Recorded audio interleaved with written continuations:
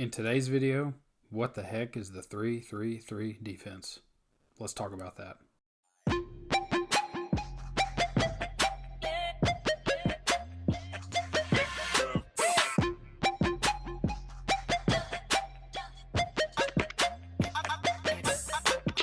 Hey, what's going on YouTube? Mr. Football here today. Today, I wanted to talk about the 3-3-3 defense and what it is, why it's become so popular here in the last few years, kind of talk about a little bit of the origin, draw it up here for you like I have, and just kind of talk through it a little bit, talk about the application that I see this defense to be used in.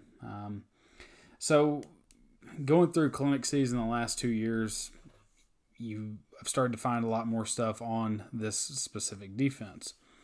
And more of just the philosophy of playing this style.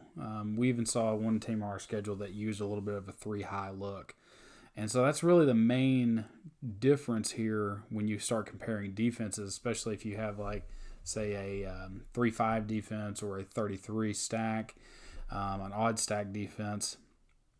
They're taking these odd stack principles where they're breaking the stack, and then essentially one of those players that it's essentially it's a 3-high look at the end of the day. But what I see is what's the real application here. And so I started messing around with the defense myself, seeing if this was something that we could utilize in our own schemes.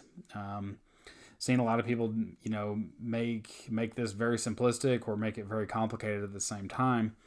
You got to understand the origin of this defense. So Iowa State, back in 2019, playing in the Big 12, and there's plenty of origin stories on how this defense kind of came to be. I don't think that this is any real revolution in football. I think it's adaptation. I think it's coaches evolving over time and adapting with some of the changes that have happened, because offensive football kind of has, they're going to be one step ahead of defense, and defense has to adapt and change. It was like how RPOs were a couple of years ago. Nobody really talked about how defending RPOs, but people sold DVDs and books on how to defend the RPO. So it was an important time in football. The main thing that we see in high school football today and in college is the evolution of the air raid. So obviously the air raid's been around for a long time, but you look at the Big 12 and, they're just like laughable defensive numbers. They're not stopping teams from throwing the ball. But at the end of the day, what Iowa State came out and did was pretty revolutionary at the same time, but really just had a little different spin on this. This defense has been called the air raid killer. I've watched a little bit of film of it. I don't really feel that it's, like, to me, it's not that special. Like, I hate to say it, but, like, there are some interesting applications for the way teams play. So I'm not hating on this defense in any way. But I know that this is just taking principles from an odd stack perspective, a 33 stack perspective, and, making it a 3-high coverage. So, in terms of what you would be seeing in the Big 12, a lot of air raid, spread, having another safety, that's going to make over-the-top throws a lot harder. Some weaknesses that you truly see with this defense would obviously be, right here in the flat areas where your corners are. You can play a multitude of coverages with this. So there is a lot of disguise and deception with this. But, I want to talk about kind of the perspective of what this is. So, at the end of the day, it's a, 3D line, 3 linebacker types, 3 safety types, and your corners are in there involved as well.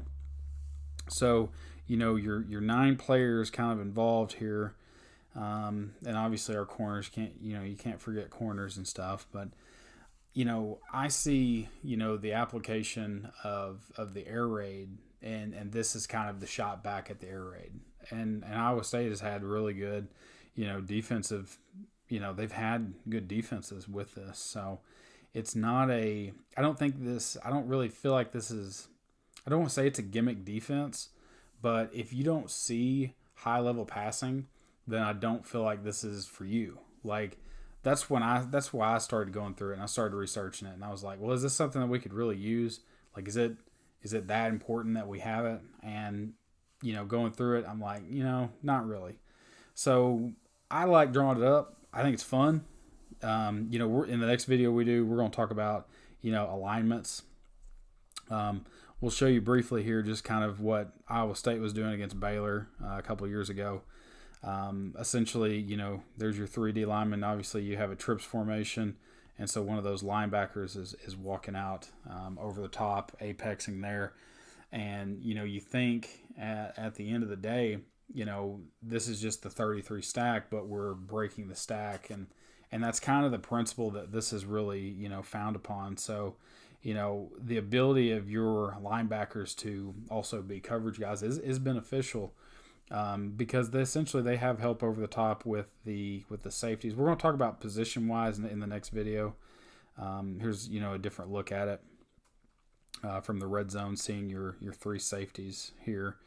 Linebackers tend to walk out over, split out number twos, number threes, and so a lot of the times, when we saw this from the offensive perspective, a defense was doing this against us, we were like, if they're going to give us a 3-2 or a 3-1 box at times, like we're going to run inside zone. Like the numbers are there.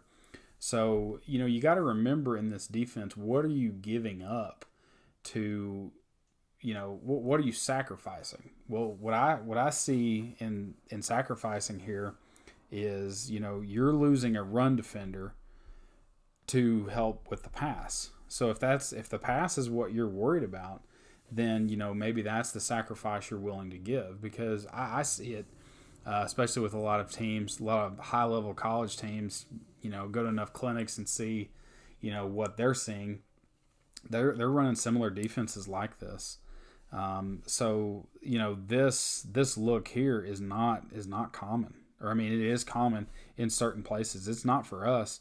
But when I see it here, I'm like, we got this is numbers.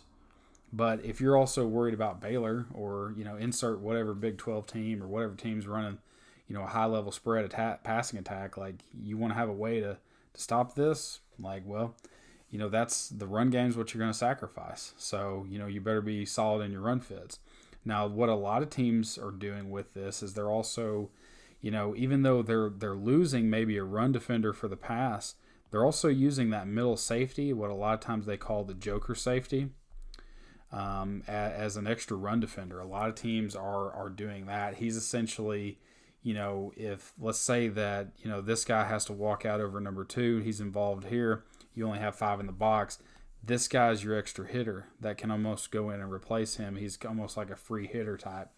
So I like that aspect of it, because, air raid teams are still going to run it, and a lot of them are very successful at running the ball either way. But I just kind of want to talk about the defense from that perspective. So next video, I wanted to get into, kind of talk about fronts. So, if you're interested in this, obviously you need to hit the subscribe button. Check out my other videos on defense. We talk a lot of defense here on the channel, especially right now. Kind of getting back into, the spring football season here. But I just wanted to kind of come at you guys today. A little bit of 3-3-3 defense. Talk about what it is. I like talking about it. Don't get me wrong. Not hating on it. I don't find it useful for me, to run this in our defense. So just fun to talk about. But anyway, just wanted to kind of get you guys just kind of look at this here. We'll talk about fronts, alignments next time.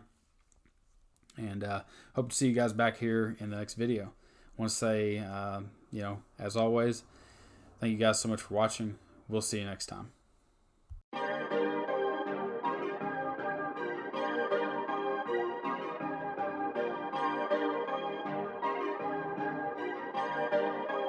Perfect.